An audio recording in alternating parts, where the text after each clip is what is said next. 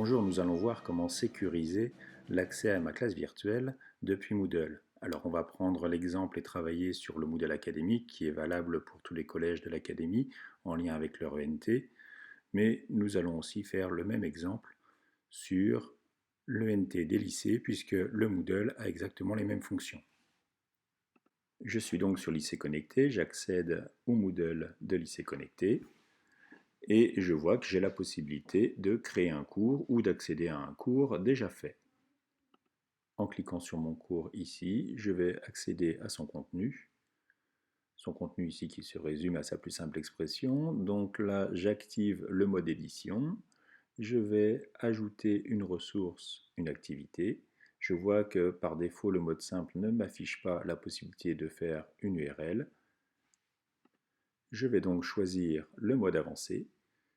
Et dans le mode avancé, tout en bas, je vais retrouver dans les ressources mon URL. Je clique sur Ajouter et je vais retrouver exactement les mêmes paramètres que dans le Moodle académique avec l'apparence et la variable d'URL. Je vais donc maintenant repasser sur le Moodle académique. Je commence comme dans Lycée Connecté par activer le mode édition pour me déplacer à l'endroit où je veux mettre mon lien. Alors ici j'ai mis une petite étiquette ma classe virtuelle pour que ce soit bien visible juste avant. C'est une ressource aussi. Et donc je vais ajouter en ressource l'URL qui est tout en bas. Je clique donc sur le bouton Ajouter. Et une fois que j'ai cliqué sur le bouton Ajouter, je retrouve les mêmes paramètres que dans Lycée Connecté. Donc je vais commencer par mettre le nom qui sera accessible aux élèves, donc ici accéder à ma classe virtuelle. Et il me faut aller chercher le lien, l'URL. Donc là, j'ai mon deuxième onglet dans lequel je suis sur ma classe virtuelle. Et donc, mon lien est tout en bas, le lien pour les élèves. Je le copie, clic droit, copier ou CTRL-C.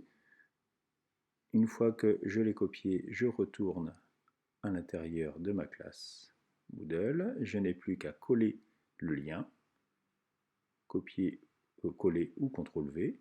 Je vais commencer par l'apparence.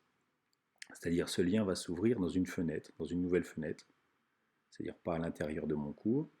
Je vais choisir la taille de la fenêtre par défaut, donc là je vais la mettre à 800 par 600, mais je pourrais mettre une taille plus grande aussi, de toute façon je pourrais la modifier après.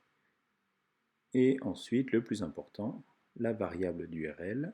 Donc là, il faut bien taper, là il n'y a pas d'espace, hein, c'est vraiment guest name tout attaché, et je vais juste en face choisir la sélection de la variable qui, elle, appartient à mon ENT. Donc là, je vais aller chercher le nom d'utilisateur et je vais prendre le nom complet pour avoir le plus d'informations sur l'élève. Donc une fois que cette information est mise, je vais pouvoir enregistrer et revenir au cours. Alors ça y est, hein, le lien est déjà effectif, il est accessible aux élèves, je vais le tester. Je vais cliquer sur le lien. Le lien s'ouvre dans une nouvelle fenêtre et je suis ainsi connecté à la classe virtuelle avec mes identifiants sans qu'il m'ait posé une question. Voilà donc un accès qui est beaucoup plus sécurisé. Les élèves ne peuvent pas se partager facilement le lien, d'où la protection contre les intrus, qui n'est forcément pas à 100%. Oui, il existe une autre méthode, c'est celle de créer un groupe à l'intérieur de la classe virtuelle. Vous trouverez l'ensemble de la documentation sur le site de la DAN de l'Académie de Poitiers dans la partie continuité pédagogique. Voilà, maintenant c'est à vous de jouer.